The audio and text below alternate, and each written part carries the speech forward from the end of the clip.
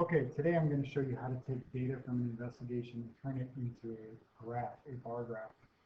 We're just going to focus on bar graphs this year, so we're not going to be making line graphs this year. In 7th grade, you start to focus on line graphs. Just like data tables, the first thing that you want to do is you want to read the investigation and decide what your variables are. So let's look at investigation number 4 in your packet. So if you'll turn to number 4. All right, it says students in a science class were asked what type of pet they had. The number of each type of pet was recorded. All right, so what we have to think about is what are they changing? What they're changing in this investigation is the type of pet. All right, what they're recording is the number of each type of pet. Okay, so there's our variables right there. And let's look at the data. When they surveyed students, cats had seven people had cats, 6 people had dogs, 3 people had hamsters, 2 people had hermit crabs, and 1 person had a snake.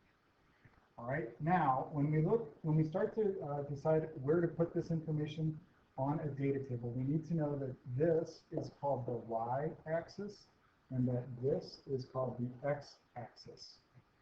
All right, and a simple way that I've always remembered is that the up and down line kind of makes a Y if you draw a line on there, is how I always remember that. And the x-axis is always reserved as the place to put the independent variable, and we always use the up and down or the y-axis to record our dependent variable. So we're going to swap out our labels here. So the IV in this case is the type of pet. So I'm going to capitalize these, type of pet. Okay, and the dependent variable is going to be the number of pets. So I'm going to write that horizontally here. Number of pets. Okay. Now what we have to decide is we have to decide what the levels of the independent variable are. And in this case, we have 1, 2, 3, 4, 5 levels of the independent variable. We have 5 different types of pets that we need to graph. So down on my x-axis, I'm going to label cats. I'm going to label dogs, hamsters, and I'm going to abbreviate hermit crab here because I'm running out of room, and snakes. Okay, those are my 5 types of pets. We also call those our levels of the independent variable. Now what we have to do is we have to look at our scale. So on our y-axis, this is always where we're going to put numbers. It always starts with 0. And we can't do, you might have learned in another class you can do these things called a broken scale. We're not going to do that this year. It always must start with 0. Okay, and your numbers must always go up by equal amounts. You can't jump numbers. You can't say for 0, 0, 1, 2, 7, 8, 9. You can't skip numbers when you're writing out numbers for your y-axis scale.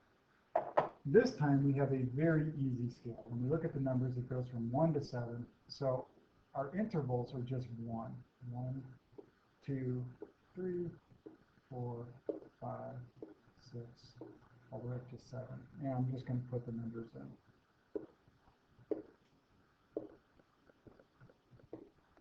Okay. Now the next thing to do is simply to draw the bars in for our bar graph. And for cats, there were 7 cats, and there were 6 dogs, and there were 3 hamsters, and there were 2 hermit crabs. Getting a little off on track here. And there was 1 snake. Okay. The final step, the last thing that we have to do is just give our graph a title, and we're going to use that same format that we use for data tables. We're going to say how the IV, in this case the type of pet,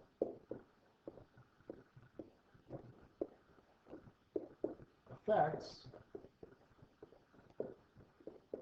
the DV, which is the number of pets.